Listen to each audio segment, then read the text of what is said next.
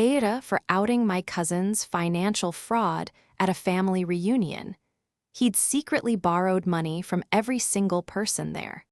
At a family reunion, I was speaking to my aunt, and she mentioned that Marcus had finally paid back the $3,000 he'd borrowed.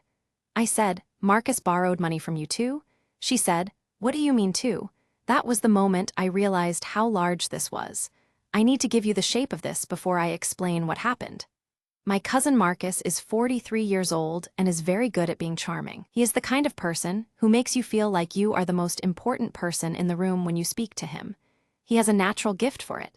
He has also, I now understand, spent approximately 6 years systematically using that gift to extract money from every member of our extended family under a rotating series of emergencies. He borrowed $3,000 from me 4 years ago for a car repair.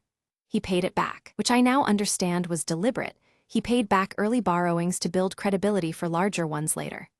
At the family reunion, I was speaking to my aunt, and she mentioned, in passing, that Marcus had finally returned the money she had lent him, also $3,000, also a car repair, also 2 years ago. She said it almost proudly, as though she was glad it had worked out. I said, "He borrowed money from you too?" She looked at me. I looked at her. We had the same expression. We spent the next 40 minutes speaking to other family members at the reunion. My cousin Danny had lent $2,000 for a medical bill. My uncle had lent $5,000 for a business emergency. My aunt on my mother's side had lent $1,500 for a utility debt. An elderly great-uncle who lives on a pension had lent $800 for a car repair. Not all of these had been repaid. The ones that had been repaid, including mine, had been repaid in order to preserve the relationships that would enable larger future borrowings. Marcus was at the reunion.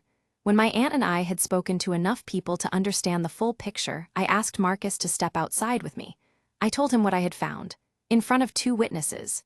He denied it for 4 minutes and then he stopped denying it. Am I the asshole?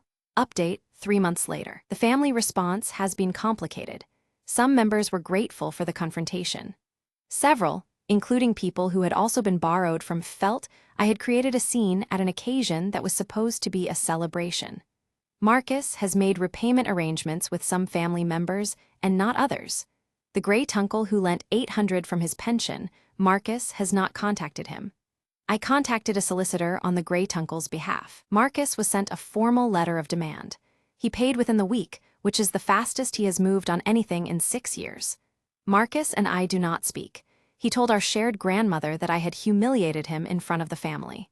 My grandmother, who is 84 and sharper than most people I know, said to me, "He's lucky you didn't do more." I think about what the great-uncle's £800 represented on a pension. I think about my elderly great-uncle being charmed by someone who looked him in the eye and called him family while taking his money.